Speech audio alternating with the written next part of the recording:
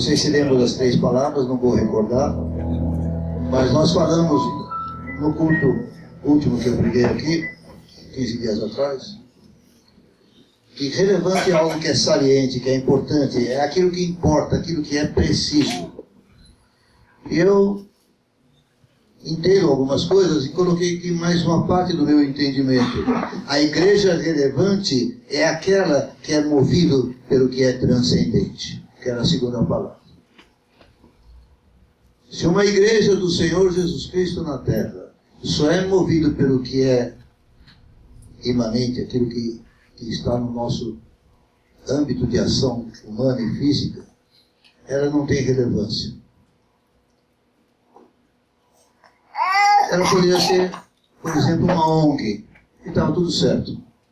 Faz algum trabalho, faz social, faz para aqui, faz para lá, ajuda algumas pessoas, mas não é essa a relevância da igreja. A relevância da igreja é lidar com o que é transcendental. A igreja é relevante quando as pessoas que se aliam a ela, que vêm trabalhar debaixo da sua esfera de ação, elas começam a ser levadas a ter experiências celestiais. Mas também ela é capaz de trazer o céu para a terra. Amém. Através da força do Evangelho, através da oração, através da ação de Cristo, através do seu corpo, que é a igreja. É isso que eu acredito. O novo nascimento tira o ser humano da mera imanência, daquilo que está em sua volta, e o leva a participar daquilo que é transcendente, aquilo que é muito maior. Mas também eu preguei que não era para deixar-nos todos lá nas nuvens, mas é para trazer-nos de volta para aquilo que é relevante em nossa vida. Nossa vida é relevante, e se assim não fosse, o Senhor simplesmente nos salvaria e nos levaria para Ele imediatamente. Não é esse o projeto de Deus. Aí entra o aspecto da unção. Eu aprendi que a unção é que nos torna relevante. E eu vou falar alguma coisa sobre a unção, porque alguns pensam que a unção só vem depois de um certo tempo de vida cristã, mas não é assim que a Bíblia ensina. Então, a pergunta que eu faço, a igreja é relevante? Então vamos à Bíblia para examinar isso. Vamos em Êxodo 30, por favor. Eu vou ler de 22 a 32. É muito longo o texto para a rapidez que eu queria, mas eu preciso, nem todos manejam a Bíblia com muita frequência, então eu vou ler bem rápido, porque não me interessam aqui os detalhes. Eu quero só que você se situe no assunto. Êxodo 30, 22. Disse mais o Senhor a Moisés: tu, pois, toma das mais excelentes especiarias, da mirra fluida de 500 ciclos, da cinamomo odoroso a metade, a saber 250 ciclos, de calo aromático 250 ciclos, e de cássia 500 ciclos, segundo o ciclo do santuário, e de azeite de oliveira 1 guim. Disto farás o óleo sagrado para a unção, o perfume composto segundo a arte do perfumista. Este será o óleo sagrado da unção. Com ele ungirás a tenda da congregação e a arca do testemunho, e a mesa com todos os seus utensílios, e o candelabro com os seus utensílios, e o altar do incenso, e o altar do holocausto com todos os utensílios, e a bacia com o seu suporte. Assim consagrarás estas coisas para que sejam santíssimas. Tudo que tocar nelas será santo. Também ungirás Arão e seus filhos, e os consagrarás para que me oficiem como sacerdotes. Dirás aos filhos de Israel: este me será o óleo sagrado da unção nas vossas gerações. Não se ungirá com ele o corpo do homem que não seja sacerdote, nem fareis outro semelhante da mesma composição. É santo e será santo para vós outros. Nesse versículo 32 eu extraio simplesmente um fato. Este azeite é único. Não há similar. Não há o que eu possa substituir. É ele e é ele. E só. Aí vamos para o Novo Testamento. 1 João 2,20. Porque é evidente, nós não somos israelitas. Nós não andamos daquela maneira. 1 João 2, versículo 20. E aqui vem a revelação do Novo Testamento para nós, para a igreja do Senhor.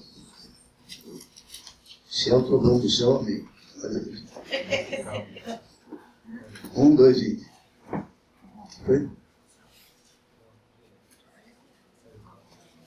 E vós possuís unção, que vem do santo, e todos têm desconhecimento. É uma carta de João à igreja. Ela tem como destinatário todos os que são crentes, que participam da comunhão do Senhor, e usa esta palavra, todos. Todos significa todos. Não me interessa aqui avaliar o estado espiritual de cada um. Se tem Cristo, tem unção. Se é novo na fé, se é antigo na fé, se cresceu, se não cresceu, se ficou carneirão, não interessa. Recebe. É a presença do Espírito Santo que nos qualifica, que nos identifica. Completando esse versículo, o verso 27 fala: quanto a vós outros, a unção que dele recebestes permanece em vós. E não tendes necessidade que alguém vos ensine, mas como a sua unção vos ensina a respeito de todas as coisas e é verdadeira e não é falsa, permanecei nele, como também ela vos ensinou. Quer dizer, o gozo da unção, a experiência da unção depende da permanência em Cristo, da comunhão constante com o Senhor Jesus. É a única condição. É claro, ela está aí, ela não sai, mas se você foge da comunhão para outras coisas, não tem como ela atuar. Por outro lado, se você vai à palavra, ela te ensina. Mas eu não quero gastar muito tempo com isso. Então, só quero chamar a atenção para o seguinte: na atual dispensação, no tempo da igreja, todos são chamados por Deus. Cada um aqui é chamado por Deus. E tem um ofício. Eu me baseio aqui em 1 Pedro 2,9. A gente sempre lê isso, mas eu vou ler outra vez para ficar mais firmado ainda. Todos. Vós, porém, é generalizado. Sois raça eleita, sacerdócio real, nação santa, povo de propriedade exclusiva de Deus, a fim de. Quando vem esse a fim de, porque há um chamado e há um ofício. Há algo a fazer. Você tem o Senhor Jesus, tem comunhão com Ele. Você está incluído aqui. Amém? Amém. Mas há chamados específicos no Novo Testamento também. Por exemplo, vocês se lembram que nós lemos recentemente em Mateus sobre a missão dos 12 e a missão dos 70. O dos 12 com certeza, 70 não sei se está em Mateus, está em outro. Mas tudo bem. É claro que há uma diferença de ofício entre os 12 e os 70. Dá para identificar? Alguém pode me ajudar? Qual é a diferença de ofício entre eles? Os 12 foram chamados para ser apóstolos. Os 70 não. O ofício que eles iam exercer era diferente, mas tiveram o mesmo treinamento. Mas não é esse o ponto que eu quero também abordar agora. Vamos ver, por exemplo, também em Atos, capítulo 10, 15, versículo 15 e 16, para ver que há pessoas, há indivíduos com chamado específico. Atos, capítulo 10. Dentro dessa unção genérica que abrange a todos, quando há um chamado e um ofício específicos, é óbvio, há uma unção específica. A unção também equivale a uma capacitação para realizar aquilo para o que Deus chamou. Uma habilitação especial, vamos dizer assim. Atos 10, 15 e 16. Perdão, Atos 9. Atos 9.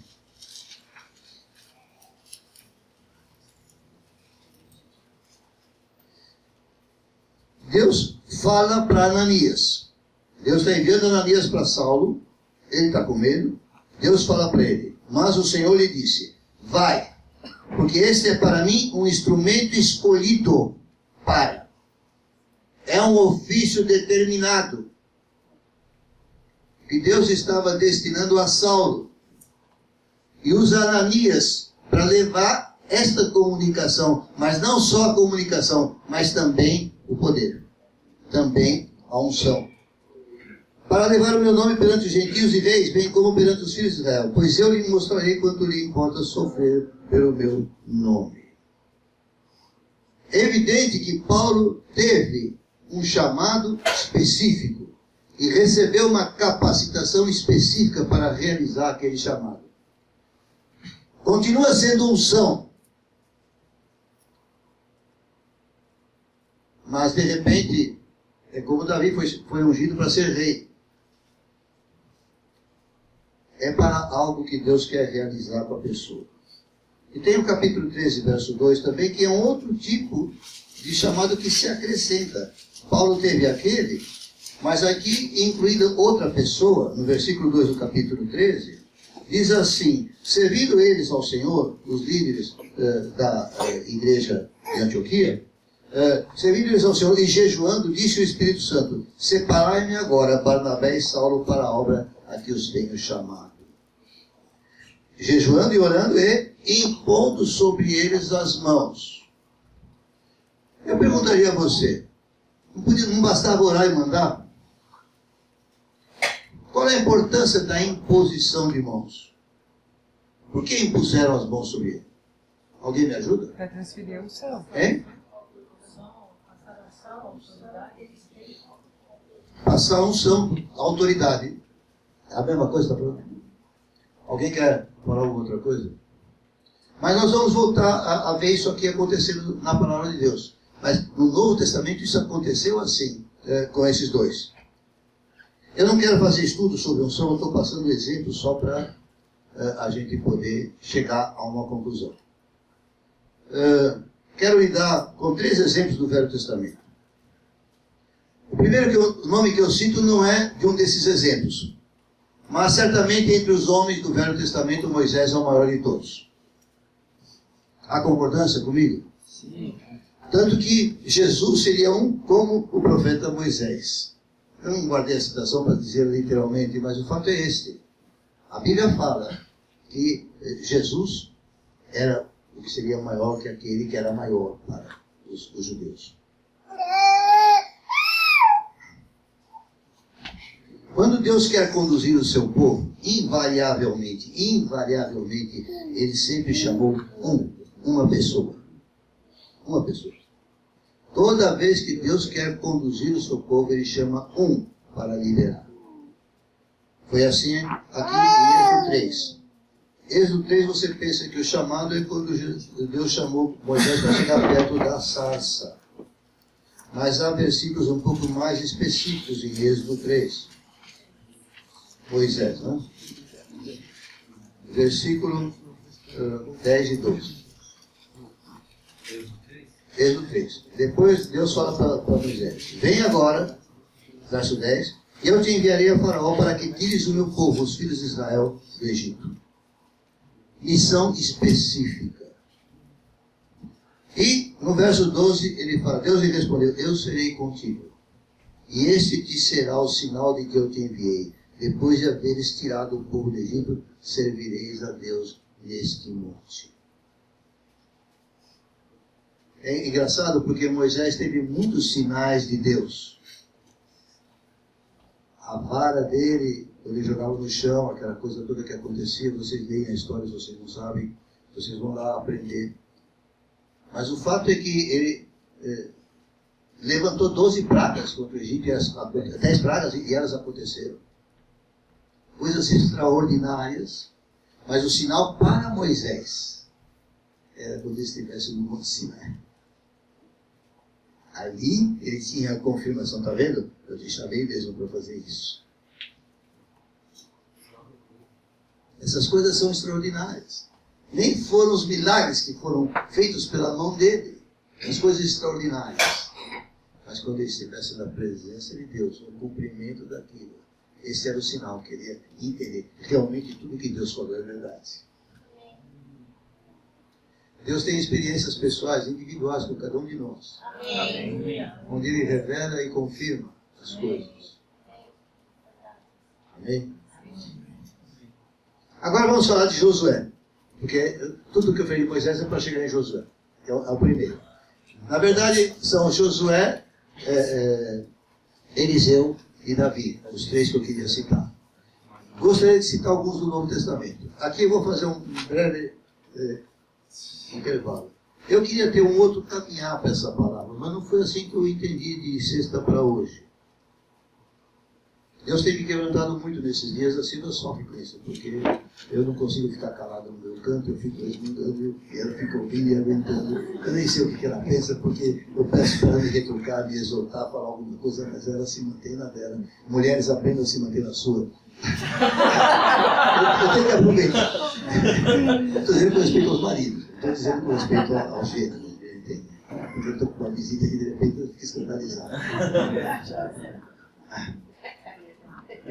Aliás, muito gosto de ver aqui, também você, Guilherme.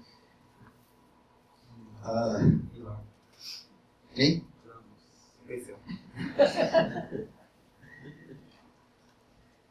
Então vamos começar com Josué em Êxodo 17, de 9 a 13.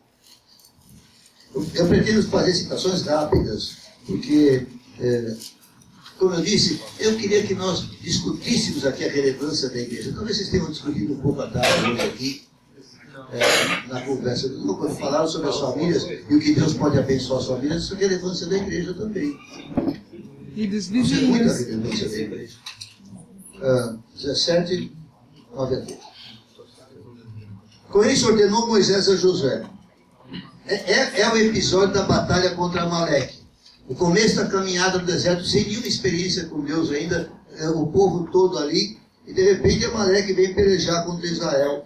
E a Bíblia fala, com isso ordenou Moisés a Josué, escolhe os homens e sai e peleja contra Amaleque. Amanhã estarei no cimo do outeiro e o bordão de Deus estará na minha mão. É evidente que para Moisés ter mandado Josué guerrear, alguma força e habilidade ou treinamento ele devia ter. Seria totalmente absurdo Moisés mandar alguém para a guerra sem saber o que era. Se mandasse a mim para a guerra, pode mandar outro, porque eu não tenho nem coragem de dar o primeiro passo. É complicado. Estou falando da guerra física, da espada, essas coisas. Eu não resistiria nos primeiros 10 minutos da batalha. Mas eu creio que havia uma certa capacitação de Josué para que ele, como homem, fizesse o que tinha que fazer. Mas eu quero ler um pouquinho mais. O bordão de Deus está na minha mão. Fez Josué como Moisés lhe dissera e pelejou contra Amaleque. Moisés, porém, Arão e Ur subiram ao cimo do outeiro. Quando Moisés levantava a mão, Israel prevalecia. Quando, porém, ele abaixava a mão, prevalecia Amaleque. Ora, as mãos de Moisés eram pesadas, por isso tomaram uma pedra e a puseram por baixo dele. E ele nela se assentou. Arão e Ur sustentavam as mãos de um lado e o outro do outro. Assim lhe ficaram as mãos firmes até o pôr do sol. E José desbaratou Amaleque e a seu povo a fio de espada. Aqui o que está em questão não é a capacidade de Josué para a guerra. Porque o verso 11 destaca que Moisés derramava sobre Josué a unção que Deus lhe tinha dado para conduzir o povo. E era esse poder de Deus que fortalecia os braços de Josué para a peleja. Você é comissionado a fazer muitas coisas. Uns vão a Virazade. Há um poder de Deus, com mãos levantadas, que está capacitando vocês. Vocês têm a sua força, vocês têm a sua unção, mas na verdade vocês vão além da sua força, vocês vão com algo que vem do alto. Há um propósito de Deus em que se faça a obra. E Ele habilita, e Ele faz vencer a batalha, porque é uma guerra lá também. É uma guerra espiritual. Mas há uma unção por trás disso. Princípio 1. São 8 princípios que eu vou trazer aqui. Não é a nossa força que conta, mas o poder daquele que nos envia. Qualquer um que vai trabalhar para Deus, se não crer nisso, não vai trabalhar. Porque a oposição é muito grande, nós fraquejamos, nós desanimamos fácil. Se não há alguém por trás de nós que está realmente empurrando a gente para fazer aquilo, não poderemos. Deus estabeleceu que os homens façam sua obra aqui na terra, mas Ele vem e capacita. Ele não está atrás, Ele está atrás e na frente. Na mão direita e na esquerda.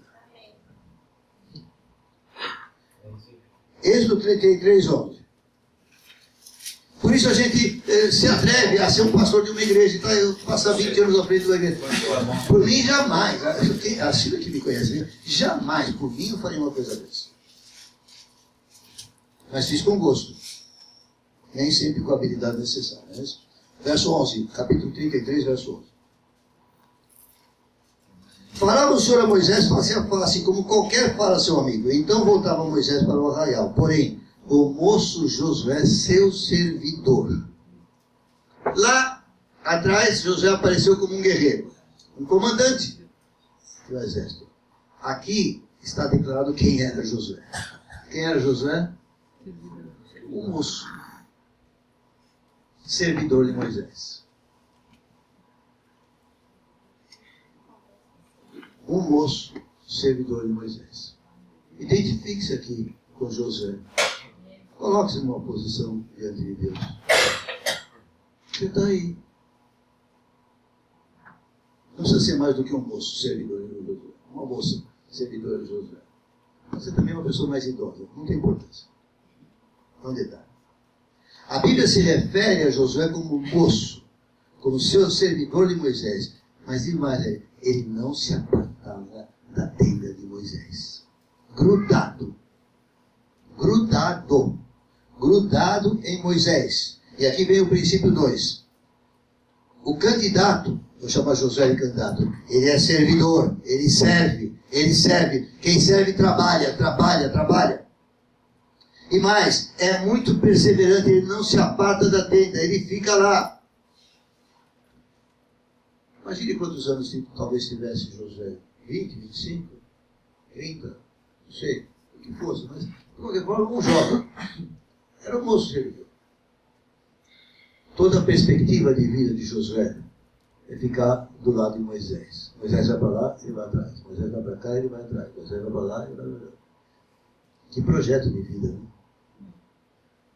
Você podia falar que desperdício. Como é que suportou uma coisa dessa? Ele suportou essa coisa. Mas você vai ver daqui a pouco o que Deus fez com ele. Vamos para frente. Números 14, 6 a 9. Negue-se a si mesmo. Quem quiser vir após mim. Negue-se a si mesmo. E me siga. Números 14, 6 a 9. Porque para ser uma igreja relevante, os seus membros precisam ser relevantes. Cada um de nós. 14, de 6 a 9.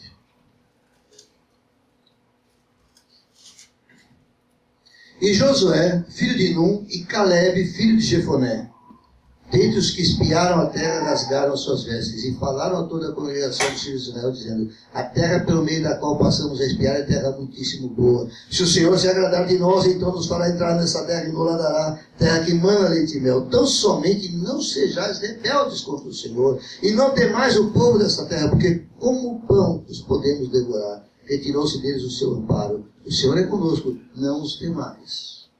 E aqui estamos no episódio dos espias. E a narrativa destaca Josué, que é da tribo de Efraim, e Caleb, que é da tribo de Judá. É interessante, eram as duas tribos sobre as quais Jacó profetizou, que seriam tribos de liderança em Israel. E eram os dois que estavam lá. Josué foi chamado por Deus através de Moisés. Caleb, a Bíblia não fala de um chamado especial dele. Então me ajude aí. Josué estava nesse assunto porque ele foi chamado por Deus. E Caleb? Qual foi o destaque dele? Imagina a situação, 12 chefes de tribos, 12 representantes de tribos. 10 fizeram aquele papelão. Josué e Caleb não. Mas Josué teve um chamado específico de Deus. E Caleb teve? Caleb tinha o chamado geral. Ele pertencia ao povo e era o líder da tribo. Como nós todos temos um chamado geral. O que destacou Caleb aqui nessa situação? Fé. Ok, mas ele fez alguma coisa que destacou. Qual foi a coisa que ele fez? Hein? Não estou ouvindo direito. Sim, eles tomaram uma posição específica que era contra a maioria. Mas ele se apresentou voluntariamente, é isso que eu queria destacar. Ele não precisou que alguém o chamasse. Você tem o seu coração impulsando, você quer fazer, se apresente ao Senhor. Talvez Deus tenha chamado que não foi ainda revelado, mas Ele vai revelar no devido tempo. Mas Deus gosta do coração que se dispõe. O que eu vejo em Caleb é que ele se dispôs. Por que ele se dispôs? Porque ele cria no Senhor. Ele andou segundo a fé que Deus pôs no coração dele. Às vezes nós não temos coragem de enfrentar a situação com a fé que Deus pôs no nosso coração. Ele não vacilou. Ele colocou a fé. Certamente impulsionado pelo Espírito de Deus. Vamos ler Números 13, 30 e 14, 24 e 38. Então, Números 13, 30. E aí, Deus está dando uma sentença por causa dos espias que fraquejaram e que não tiveram coragem de entrar na terra. Não entrareis na terra a respeito da qual jurei que vos faria habitar nela, salvo Caleb, filho de Jefoné, e Josué, filho de Nun. Aí Deus já estabelece as coisas como devem ser. E no capítulo 14, eu vou ler o 24 e o 38. 14. Desculpe. 13 e 30. Tá. Então Caleb fez calar o povo perante Moisés e disse: Eia, subamos e possuamos a terra, porque certamente prevaleceremos contra ela. Então eles defenderam a fé no Senhor, naquilo que o Senhor tinha mandado fazer, e foram em frente. Agora então vamos acertar aqui, 14 e 24. Porém, o meu servo Caleb, Deus está falando, visto que nele houve outro espírito, e perseverou em seguir-me, eu o farei entrar na terra, a terra que espiou, e a sua descendência a possuirá. Deus impulsiona-nos a ação, mas quando nós obedecemos a ação, Ele também tem algo a retribuir a cada um. Posso ouvir um amém? Amém. E o verso 38. Mas Josué, filho de Nun, e Caleb, filho de Jefoné, que eram os homens que foram espiar a terra, eles sobreviveram. Aqueles 10 pereceram no deserto. Princípio 3. Souberam firmar posição e se colocar contra a rebelião da maioria. Presta atenção no que eu vou dizer agora. Tanto Moisés como Caleb lideraram as 10 tribos restantes para entrar na terra prometida. Eles não renegaram seu povo, eles não renegaram seus irmãos, eles não renegaram as suas tribos. Apenas eles se posicionaram. Isso está errado, nós vamos seguir o Senhor. Vocês deviam fazer a mesma coisa. Há um ensino aqui, há um princípio sólido. Eles souberam firmar a posição e se colocar contra a rebelião da maioria. Certamente seriam tremendamente antipatizados. É verdade que Deus logo deu um jeito à situação, porque as 10 tribos resolveram combater e tomaram uma biaba terrível, porque sem o Senhor não dá. Então, no fim, eles acabaram sendo honrados. Números 14, 39 a 45 fala disso. O povo derrotado em Ormá. Bom, já que estamos errando, parece que perceberam que estavam errando, mas não souberam corrigir o seu erro. Acharam que, não, então vamos lá pelejar. Pera lá, não é assim. Há uma liderança, há um mandado de Deus, há uma autoridade de Deus. Sem debaixo da autoridade. Eles foram na própria autoridade, tomaram uma sova da qual nunca mais se recuperaram. Aqueles, porque só os descendentes dele que entraram na terra prometida. Eles mesmos não. O texto mostra que sem unção o resultado da empreitada é um fracasso. Quando você tenta fazer a obra de Deus por sua conta, me arrependi, vou fazer. Cuidado, não é o meu jeito certo. Volte ao ponto de onde deve voltar e começa a virar de novo. As pessoas não entendem isso. Deuteronômio 31, 23. Vamos. Eu tenho que correr, não dá para demorar muito. Senão a Silvia me censura. Em casa não me dá ajuda. Estou brincando. É bravo.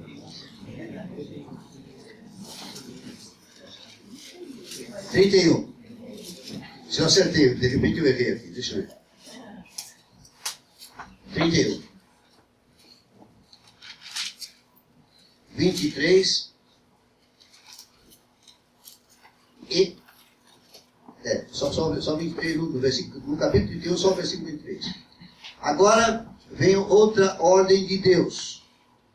Ordenou o Senhor a Josué, filho de Nun, e disse: sê forte e corajoso, porque tu introduzirás os filhos de Israel na terra de sob juramento lhes prometi, e eu serei contigo. Josué teve ao seu favor a sua posição naquele episódio dos espias. Mas antes disso, ele teve ao seu favor a sua dedicação a servir aquele que era o preposto do Senhor, aquele que era o líder escolhido de Deus. Serviu, e agora o Senhor o chama e fala: agora você se fortaleça, encha-se de coragem, porque você vai introduzir os filhos de Israel lá. Capítulo 34, verso 9. Você tem que ver os dois textos juntos para poder entender o que está sendo comunicado. Josué, filho de Nun, estava cheio do espírito de sabedoria, porquanto Moisés impôs sobre ele as mãos. No capítulo 31, Deus está chamando Josué, especificando: você vai ser. Mas num determinado momento, Moisés impõe as mãos sobre eles. Moisés era o autorizado de Deus, e agora transmite essa autoridade a Josué. Moisés impôs sobre eles. Assim os filhos de Israel lhe deram ouvidos e fizeram como o Senhor ordenava a Deus. Quando o povo viu que Moisés passou da sua autoridade para Josué, agora o povo assumiu a autoridade de Josué sobre eles. E andaram nela. Josué foi feito sucessor de Moisés por Deus, mas ele usou, Deus usou a imposição de mãos de Moisés.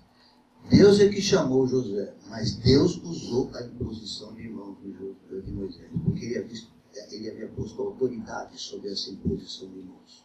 Princípio 4. Quem chama é Deus, mas ele usa a autoridade que ele constituiu. Vou repetir, é Bíblia. Quem chama é Deus, mas ele usa a autoridade que ele constituiu. É interessante. No caso de Saulo, naquele momento, sob Saulo, a autoridade era Ananias. Porque ele era crente, Saulo não era. Depois pode ter se invertido. Mas ali estava sendo seguida a linha de autoridade. Amém? Amém. A história de Josué e o seu sucesso estão descritos no livro de Josué. Você pode ler e aprender bem. Ontem, o Fábio falou-nos sobre Daniel e ele introduziu um pequeno comentário, falando que havia uma chave ali. Porque Daniel profetizou demais, coisas tremendas, detalhadas, coisas do nosso ponto de vista absurdas. Mas havia uma chave. E eu queria destacar essa chave aqui também, nesse momento que Josué vai servir para Eliseu também, vai servir para Davi, mas eu quero destacar já essa chave. A chave é Daniel 1:8. Abram lá. E faltou dizer sobre Josué, enquanto você abre, que o capítulo 1 de Josué fala integralmente a respeito desse chamado. Deus falando para Josué e insistindo: ser forte e corajoso. Eu sou contigo, ser forte e corajoso. Você vai na minha autoridade. E no mesmo livro de Josué está escrito que tudo o que Josué falou, o povo obedeceu. Coisa tremenda. Agora aqui a chave.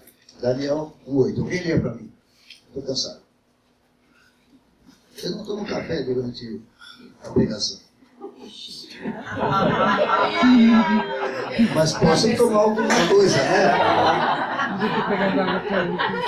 Não é Coca Zero. É outra coisa. Alguém lê? Alguém leia, por favor. Resolveu Daniel firmemente não contaminar-se com as finas iguarias do rei, nem com o vinho que ele bebia. Então pediu ao chefe dos eunucos que lhe permitisse não contaminar-se. Um dia, muito jovem, Daniel tomou uma decisão firme, muito firme. É uma chave. Eu não vou detalhar o que ele decidiu, não o que importa no momento. Mas toda vez que você tomar uma decisão firme com Deus, é Deus que está gerando isso em você. Obrigado. É Deus que está gerando isso em você. Você tem que crer. Você tem que crer. E aí você vai poder tomar a decisão firme que vai afetar a sua vida inteira. Que o Senhor faça pelo seu Espírito calar essa palavra em cada coração, qualquer que seja a idade aqui. Em nome de Jesus. Imite Daniel hoje.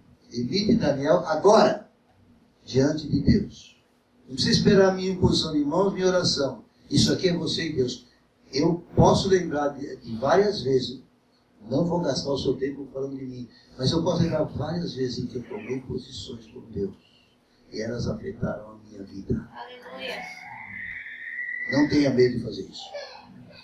Agora eu vou falar de Eliseu, mas antes eu tenho que dizer que Elias, depois de Moisés, é o maior de todos. E eu posso me basear em Mateus 17:3. Abra lá e veja o que está escrito lá. Aqui eu me fundamento para dizer que há outros textos que mostram, mas em Mateus 17:3, você vê claramente que depois de Moisés, Elias era o maior de todos.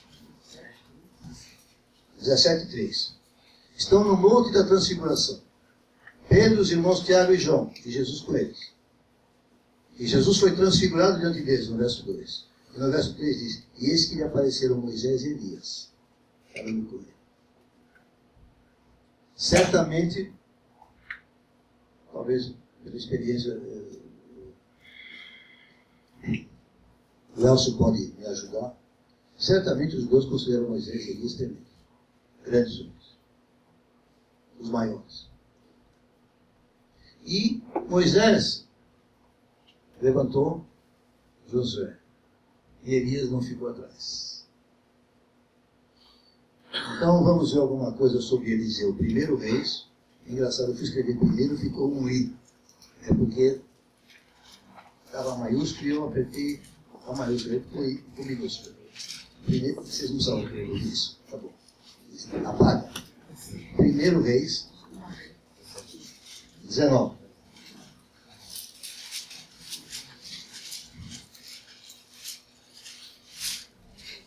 Veja alguns detalhes só. Eu não vou demorar muito, eu tenho que ser rápido. Estou tentando ser rápido, né? Que verso que eu vou procurar? Na verdade eu queria ver um outro. Não, depois eu falo. Partiu, pois, Elias dali e achou Eliseu, filho de Safate, que andava lavrando com 12 jutas de bois adiante dele. Ele estava por duodécimo. Elias passou por ele e lançou o seu manto sobre ele. Então deixou este os bois, correu após Elias e disse, deixa-me beijar o meu pai e a minha mãe, e então te seguirei. Elias respondeu-lhe, vai e volta, pois já sabes o que fiz contigo. Você precisa aprender a ler a Bíblia. É muito útil prestar atenção no que está escrito. Parece um absurdo. Você ouviu aqui nesse texto Elias dizer para Eliseu o que ia fazer com ele? Não. Mas Elias disse para ele, você já sabe o que eu fiz com você. Eliseu não ouviu nada, mas viu ou sentiu alguma coisa. O que Eliseu viu ou sentiu? Um manto. Caiu em cima dele. Voltou Eliseu de seguir a Elias. Tomou a junta de bois e os imolou, e com os aparelhos dos bois cozeu as carnes e as deu ao povo, e comeram. Então se dispôs, e seguiu a Elias. A parte mais importante é o último trechinho. E o servia. Elias era da mesma estirpe de Josué. Aliás, Eliseu. Eliseu era da mesma estirpe de Josué. Isso cabe no seu coração. Isso cabe no seu coração. Seguiu Elias e o servia. Deus o escolheu através de Elias. Parece que Elias está escolhendo. Mas olha um pouquinho atrás, no versículo 16. A Jeú, filho de Ninsi, ungirás reis sobre Israel. Deus está mandando a Elias. E também Eliseu, filho de Safate de Abel-Meolá, ungirás profeta em teu lugar. Está lá o profetão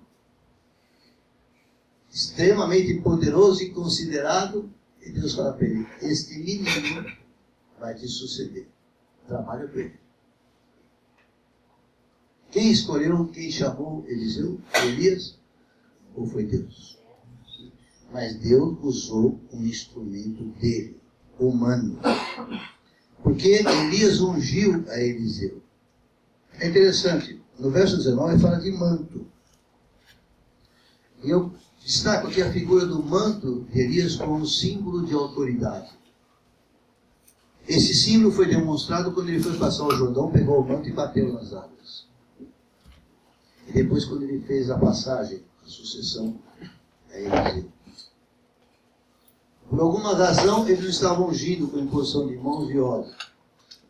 Mas ele passou o ofício dele, simbolizado pelo manto, com o qual ele exerce o poder para o seu discípulo Eliseu. Interessante que Eliseu fez o dobro do que Elias fizera. Na verdade, ele pediu isso, está em 2 Reis 2:9. 2 Reis, capítulo 2, verso 9. Havendo eles passado, Elias disse a Eliseu, pede o que queres que eu te faça, antes que seja tomado de ti. Disse Eliseu, peço que me toque por herança, que possua um dobrado do teu espírito. É interessante, parece que ele pediu demais. Mas, na verdade, ele fez o dobro. Eu vi na internet, um resuminho, mas eu não quis trazer aqui, que acaba demorando muito para ler tudo aquilo. Mas mostra 8 tremendos milagres de Elias e 16 de Eliseu. Em dupla medida. Mas eu acho que é 8 e 16. Se for 7 e 14, também não muda muito o assunto. Okay.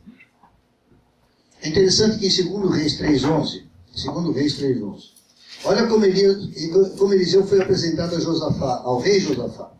Perguntou, porém, Josafá, não há aqui algum profeta do Senhor para que consultemos o Senhor por ele?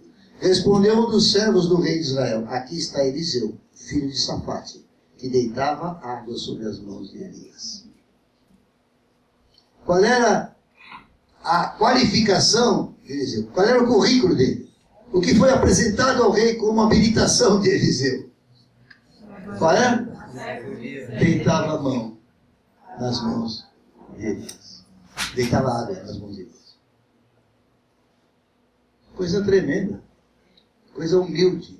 Coisa simples. Coisa simplória. E sabe o que significa? Que quando Elias acordava, Eliseu já estava desperto.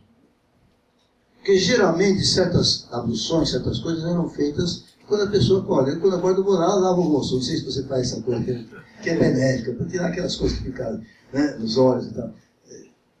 Então, indica que Eliseu era muito próximo de Elias e ficava observando tudo o que ele fazia. Evidentemente também ele estava aprendendo com Elias como se comportar como profeta, porque o chamado dele era para se tornar um profeta no lugar de Elias, o maior.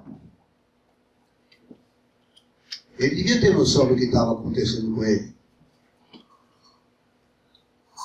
Princípio 5. Como Josué, ele servia Elias e estava sempre junto dele. Esse princípio repete um pouco o princípio anterior. 2 Reis 2, 9 a 14.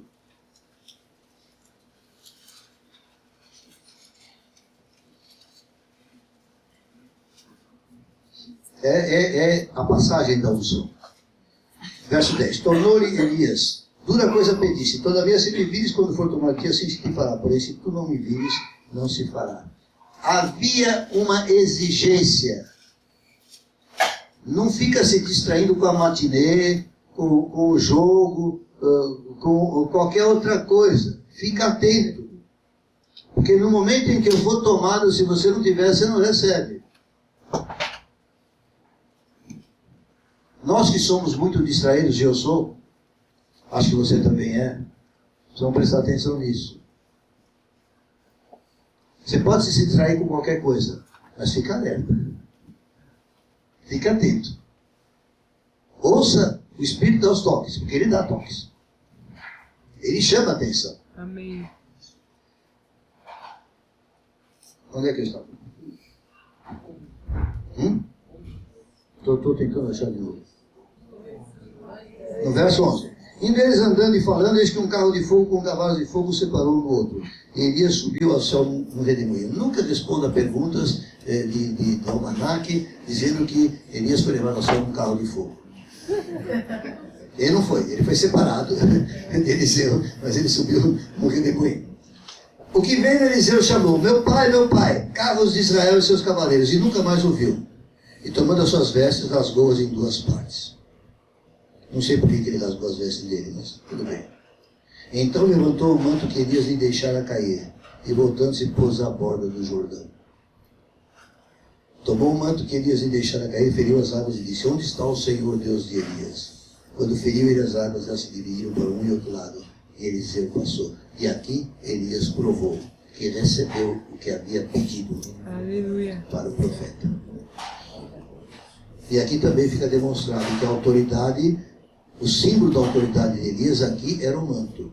Por isso que você não ouviu falar em posição de mãos e em unção. É um outro critério que Deus usou. Deus usa o que Ele quer. Amém. Princípio 6. Quem designou Eliseu foi Deus, mas ele buscou com tenacidade a sua unção. É Deus que te chama para a unção. Mas Deus quer que você busque com tenacidade, com demônio, com insistência. Demora às vezes, mas ela vai chegando. Amém. Você vê ela chegar. E, finalmente, Davi. 1 Samuel 16.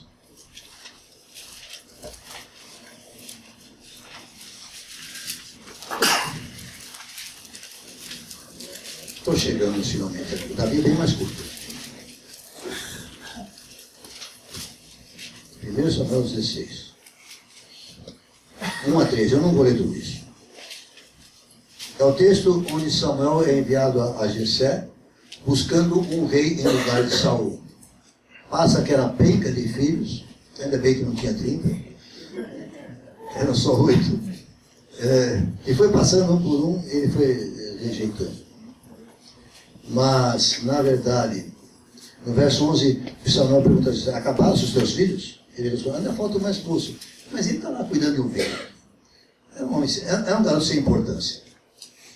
E se pôs Samuel a Jessé, manda chamá-lo. Nós não vamos comer enquanto ele não chegar. Aí mandou chamá-lo e fez entrar. Ele era ruivo, de belos olhos e boa aparência. Disse o Senhor, levanta-te e unge, pois este é ele. Levanta-te e unge, pois este é ele. Mas eu gostaria de ler sobre isso em Salmo 78. Eu gosto muito de Salmo 78.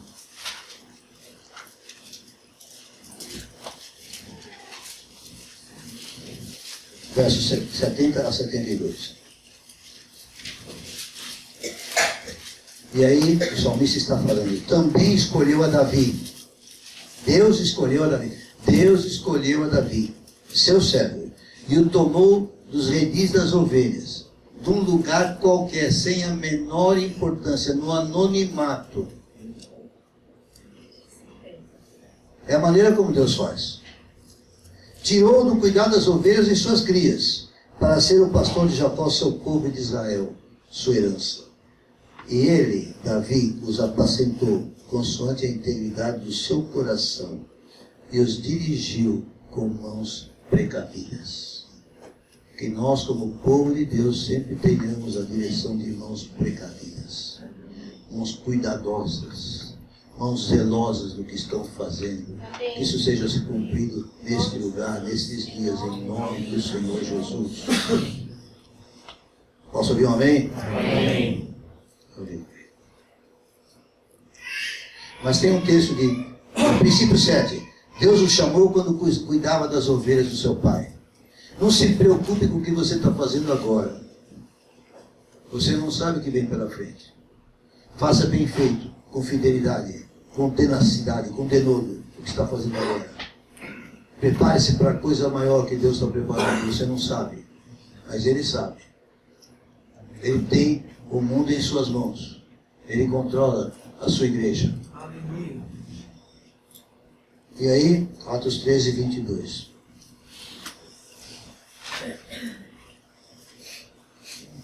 Guarda essas coisas na tua mente, no teu coração, meu querido. Eu posso dizer que eu fui recebendo essas coisas ao longo da minha vida por vários pregadores. Bertone, gente muito ungida que foi passando e eu fui retendo. Não fiz o melhor uso porque sou fraco, mas me ajudaram muito essas coisas. 13:22. E tendo tirado a este, levantou-lhes o rei Davi, do qual também, dando testemunho, disse, Deus disse, achei Davi, filho de Jessé, homem segundo o meu coração, que fará toda a minha vontade. Davi, com toda a sua humanidade, e quando eu estou falando de defeitos humanos, você conhece a história. Batseba, ele se fazendo de louco lá diante do rei. Você conhece as fraquezas dele. Mas Deus, Davi, com toda a sua humanidade, foi chamado por Deus como homem segundo o coração. E aqui o coração de Deus. E aqui eu vejo um princípio 8. Com toda a sua fraqueza humana, olhe para cada situação da sua vida de maneira a sentir o que sente ali o coração de Deus, como você o aprendeu na palavra. Davi demonstrou isso várias vezes em situações difíceis. Ele via a situação e sentia como Deus estava. Quando ofereceram ele matar Saul, ele sentiu como Deus estava vendo. E ele agiu segundo o coração de Deus. Quando ele estava muito bem na vida, sem muitos problemas, sem guerra, ele foi fazer besteira, porque nós somos assim. Nós estamos muito firmes com Deus, estamos muito... Toda vez que a gente alcança algum sucesso, a gente fica satisfeito, a gente fala, bom, agora vou descansar um pouco. E quando começa a descansar um pouco, é que a gente cai do cavalo. Presta atenção. Quando tiver muita luta ao teu lado, pode achar ruim das lutas, mas gruda em Deus. Deus vai cuidar. Mas quando ficar muito folgado, cuidado para não fazer besteira. Eu olhei para trás esses dias, me arrependi tanto, chorei, porque eu vi algumas besteiras que disse porque estava muito folgado. Não caiu no mesmo erro. Esses testemunhos eu não dou. E quero fazer, agora finalizando, 2 advertências. Primeira advertência, deve ter mais advertência, mas eu elenquei 2.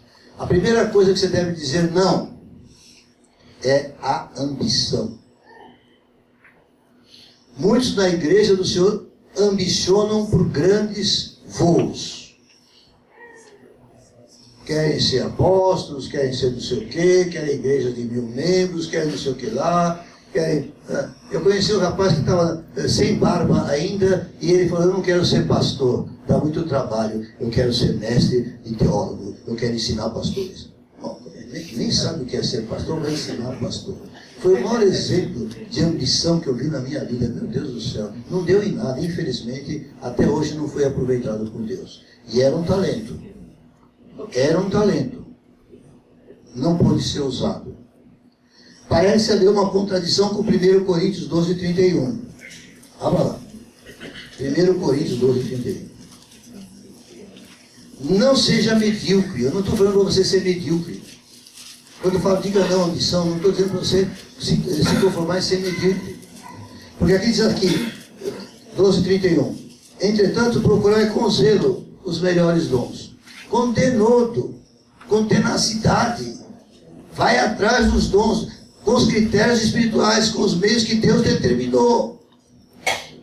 Isso não é contradição. A contradição é apenas aparente. Procure sentir o que Deus sente, o que Deus revela sobre ele na sua palavra. Você não vai errar. Porque você aprendeu o coração de Deus na palavra. É aqui que se aprende como é o coração de Deus. É vendo o que Deus faz em cada circunstância. E você vai então procurando voltar a sua vida da mesma forma. Segundo cuidado, segunda advertência, cuidado com a soberba. Acabei de falar. Está tudo dando certo, sucesso, você solta, você fraqueza. É uma lassidão que vem. Aí você já não vigia. E a soberba começa a te dominar e a te fazer errar. Eu reconheço isso na minha vida algumas vezes. Mas é difícil para você escape disso, porque nós todos temos as nossas fraquezas. Todos nós temos um pouco de soberba. E quando as coisas dão certo, golaço que eu fiz. Tremendo.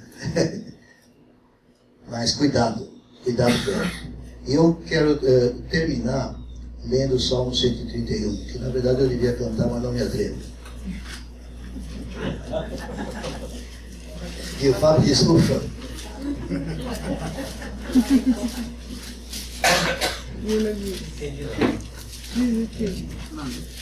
Eu já dei testemunho sobre unção, algumas pessoas não conhecem testemunho. Eu tinha a ideia de falar um pouco sobre a unção e a relevância dela, mas talvez, numa próxima vez, eu dedique mais a essa parte prática. Hoje eu quis trazer esses ensinos.